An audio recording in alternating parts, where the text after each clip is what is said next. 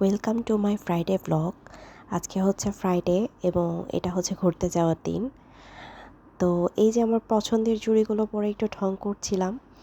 তো আমি আমার হাজব্যান্ড মিলে বাইরে চলে এসেছি লাঞ্চ করার জন্য। এটা আসলে আমাদের বাসার পাশেই একটা ক্যাফে ছিল। তো সেখানে চলে গিয়েছিলাম লাঞ্চ করতে অ্যান্ড প্রচণ্ড হাংরি ছিলাম, হয়তো আমার চেহারা দেখেই বোঝা যাচ্ছে। ফুড আসতে একটু দেরি হচ্ছিল, দ্যাটস ওয়াই আমি বসে বসে ভিডিও করছিলাম আর কি। তো ক্যাফেটা অনেক সুন্দর, মানে ছোটোখাটোর মধ্যে বেশ ভালোই। তো এই যে ভিডিও করতে করতে, খাবারের ওয়েট করতে করতে একটু হাজব্যান্ডেরও ক্লিপ নিয়ে নিলাম। ওকে আমি আসলে বলছিলাম যে একটু হাই দাও। তো তারপর লাঞ্চ চলে আসার পর এক প্রকার লাঞ্চের ওপরে ঝাঁপিয়ে পড়েছিলাম, কজ আমরা দুজনেই প্রচণ্ড হাংরি ছিলাম। তো এই ছিল lunch. Lunch was quite good, ভালোই ছিল। অ্যান্ড তারপর আমরা প্ল্যান করলাম যে একটু টিএসির দিকে যাব।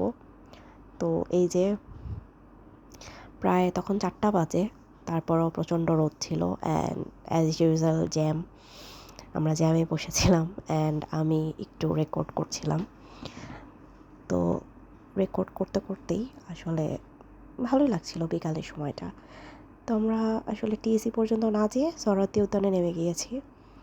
তো আজকে এত ভিড় ছিল সরোয়ার্দী উদ্যানে, অবশ্য ছুটির দিন বলে কথা।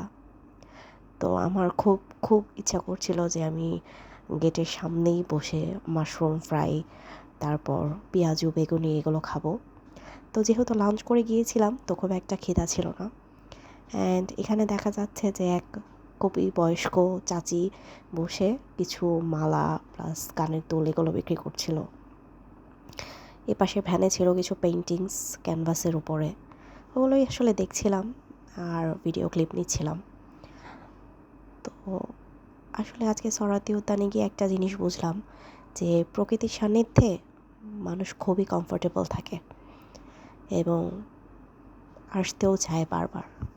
তো এই যে এখানে আমাদের খাবার চলে আসছিল, পেঁয়াজু বেগুনি মাশরুম ভাজা সব কিছুই ছিল। তো আসলে আমরা দুজনের কেউই বেশি হাংরি ছিলাম না। তো বের হয়ে আমরা একটা ভ্যানের কাছে দাঁড়িয়েছিলাম আচার খাবো বলে।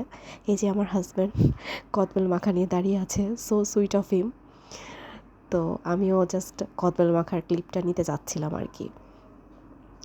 তারপর ওখান থেকে আমরা চলে আসি শহীদ মিনারে।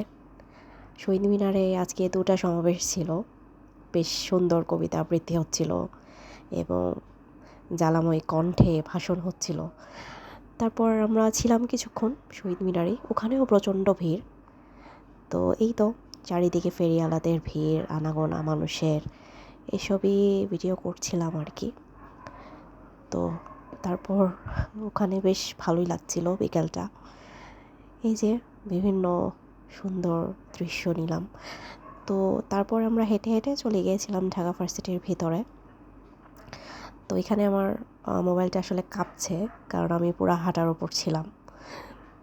তো এই যে দেয়ালের গ্রাফিতিগুলো আমি একটু ভিডিও করতে চাচ্ছিলাম আর কি। তারপরও ডে লাইট কমে আসছিল আর আমার হাঁটার জন্য হাতটাও বেশ কাঁপছিল। তো তারপরেও যতটুকু নিয়েছি ততটুকুই যথেষ্ট আর কি। তো খুবই সুন্দর লাগছিল চারপাশ। আর এই যে এখন বাড়ি ফেরার পালা। তো আমার হাজব্যান্ড আমার ভিডিও করে দিচ্ছিল আর কি। এই তো শেষ। আর শেষে কিছু ছবি অ্যাড করে দিলাম আজকের, জানি না কেমন হয়েছে। গুড বাই, আল্লাহ হাফেজ।